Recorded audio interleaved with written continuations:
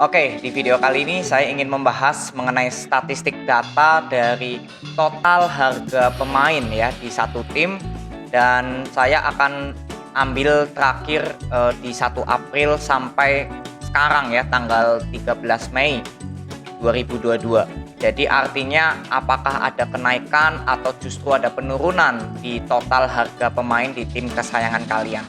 Jadi saya akan bahas di 15 tim saja untuk di musim depan, karena data dari Rans Cilegon, Dewa United, dan juga Persis Solo saya belum ada update datanya.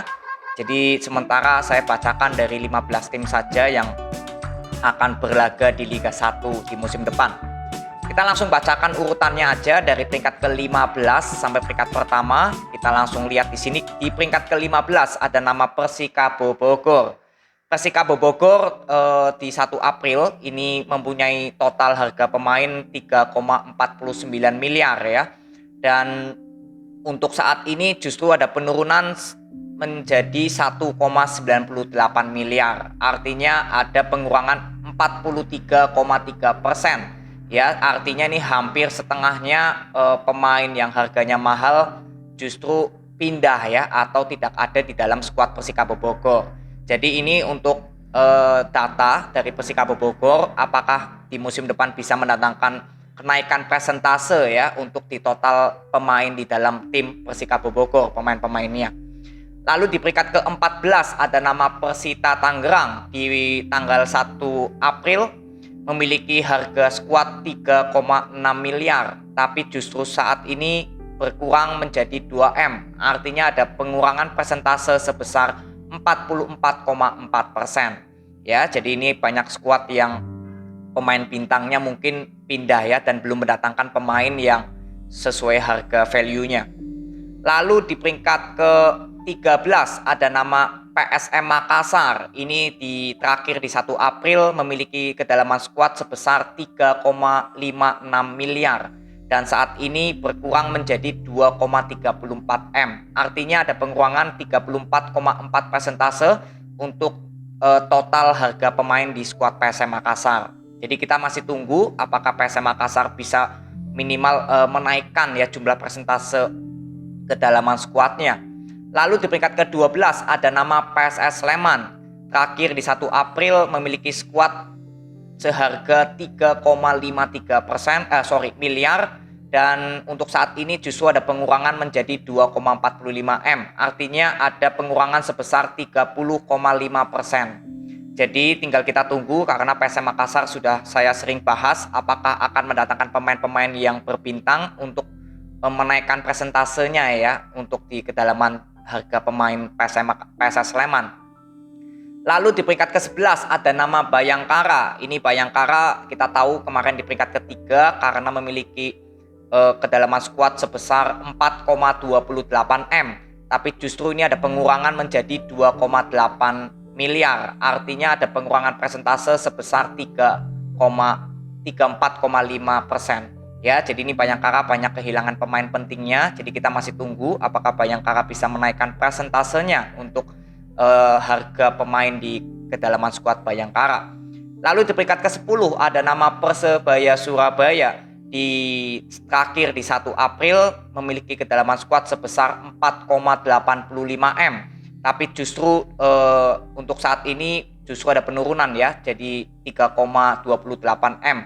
Artinya Persebaya Surabaya ada penurunan persentase sebesar 32,5%. Dan kita tahu Persebaya Surabaya banyak sekali kehilangan pemain pentingnya ya. Jadi kita masih menunggu apakah Persebaya Surabaya akan menaikkan persentasenya, atau boleh dibilang harga pemain yang berada di skuad Persebaya Surabaya akan mendatangkan pemain yang berkualitas lagi ya. Lalu di peringkat ke-9 ada nama Persik Kediri. Jadi terakhir di 1 April memiliki kedalaman skuad seharga 3,79 M. Dan saat ini justru ada penurunan menjadi 3,53 M ya. Jadi ada penurunan persentase sebesar 6,9%. Dan ini tentunya sangat kecil, artinya tidak ada perubahan yang terlalu signifikan banget untuk kedalaman skuad dari Persik Kediri.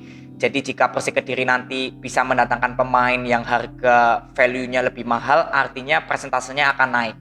Jadi kita masih tunggu untuk Persik Kediri, karena ini tidak terlalu berpengaruh ya, hanya berkurang 6,9%. Lalu di peringkat ke 9 ada nama Madura United. Ini Madura United terakhir di 1 April memiliki kedalaman skuad sebesar 3,23 miliar, tapi justru sekarang naik ya menjadi 3,6 M. Artinya Madura United ada persentase naik sebesar 11,6% ya. Jadi artinya Madura United untuk kedalaman skuadnya lebih bagus lagi karena berisikan pemain-pemain yang lebih mahal dibandingkan di musim lalu. Lalu di peringkat ke-8 ada nama PSIS Semarang. Ini PSIS Semarang terakhir di 1 April memiliki kedalaman skuad sebesar 3,98 M dan untuk saat ini justru naik ya menjadi 4,13 M. Jadi artinya ada kenaikan persentase sebesar 3,8 ya. Tentu saja ini kehadiran Fortes dan Marukawa memberikan persentase yang cukup signifikan ya atau naik. Jadi masih kita tunggu apakah PSIS Semarang tetap akan mendatangkan pemain yang lebih oke lagi dengan bandrol yang mahal, artinya persentasenya akan naik. Lalu selanjutnya di peringkat ke-7 ya ada nama Barito Putra. Ini Barito Putra terakhir di 1 April memiliki kedalaman skuad sebesar 3,65 M dan saat ini justru memiliki harga 4,18 M, artinya ada kenaikan persentase sebesar 14,4%. Jadi Barito Putra terlihat sangat aktif di bursa transfer kali ini karena jelas ada kenaikan persentase di total harga skuad ya atau pemain dari Barito Putra. Lalu di peringkat ke-6 ada nama Persija Jakarta.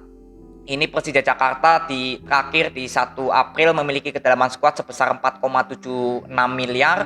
Tapi justru ini sekarang ada penurunan ya menjadi 4,26 M. Artinya ada pengurangan sebesar 10,5% untuk Persija Jakarta. Jadi kita lihat karena ini masih panjang jeda transfernya dengan kehilangan penurunan persentase 10,5 persen. Artinya Persija Jakarta tinggal mendatangkan pemain 1 atau 2, persentasenya akan naik ya. Jadi kita masih tunggu untuk jeda transfer dari Persija Jakarta. Lalu di peringkat ke-4, tadi saya masih ada skip ya urutannya.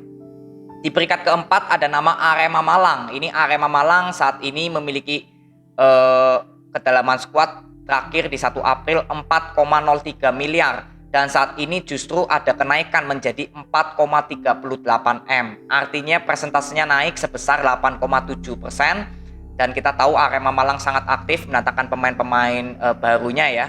Jadi ini sangat terlihat Arema Malang cukup bagus karena ada kenaikan persentase walaupun tidak terlalu signifikan dengan pemain yang keluar, tapi kita masih tunggu siapakah pemain yang akan didatangkan lagi oleh Arema Malang ya karena gosipnya Arema Malang Juragan 99 ingin mendatangkan pemain lagi. Lalu di peringkat ketiga ada nama Persib Bandung.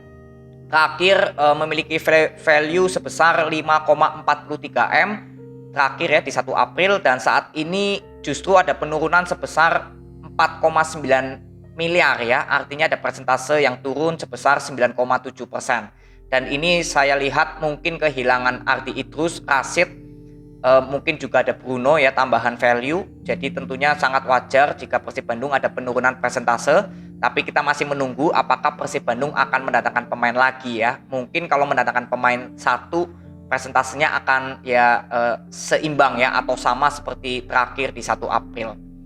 Lalu di peringkat kedua ada nama Borneo ya. Terakhir 1 April memiliki kedalaman skuad sebesar 4,65 M dan untuk saat ini justru naik sebesar 4,98 M.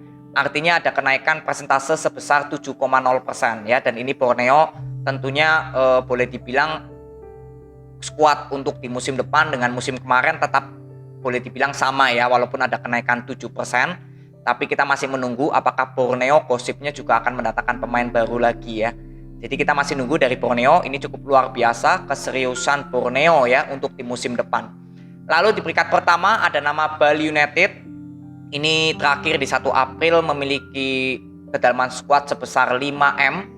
Dan untuk saat ini justru ada kenaikan ya menjadi 5,2 M. Artinya ada kenaikan persentase sebesar 5%. Jadi untuk kekuatan Bali United di musim lalu dengan musim depan nanti untuk sementara ini ya sampai 13 Mei ini masih tetap seimbang atau tetap bagus, sama-sama kuatnya ya karena persentasenya memang ada kenaikan 5%. Jadi ini urutan kedalaman squad yang cukup bagus. Jadi saya simpulkan untuk boleh dibilang urutan yang paling bagus persentasenya ini di peringkat pertama ada Barito Putra karena naik 14,4% untuk skuadnya. Lalu ada Madura United, ini juga naik 11,6%. Lalu Arema Malang juga naik sebesar 8,7%. Lalu Borneo naik 7,0% dan Bali United naik 5,0%. Lalu PSIS Semarang naik 3,8%. Jadi memang ada 6 klub yang boleh dibilang naik ya persentasenya di sementara ini sampai tanggal 13 Mei. Dan penurunan paling banyak justru ada Persita Tangerang minus 44,4%, lalu Persikabo Bogor 43,3%, lalu Bayangkara 34,5%, lalu PSM Makassar 34,4%, dan Persebaya Surabaya 32,5%. Jadi ini informasi yang saya bisa berikan kepada kalian sesuai dari sumber data Transfermarkt. Semoga ini bisa bermanfaat untuk kalian dan tetap untuk kawal terus tim kesayangan kalian agar bisa menaikkan persentase atau kedalaman skuad yang dimiliki dari tim-tim di Liga Indonesia. Terima kasih, sampai ketemu di video berikutnya. See you.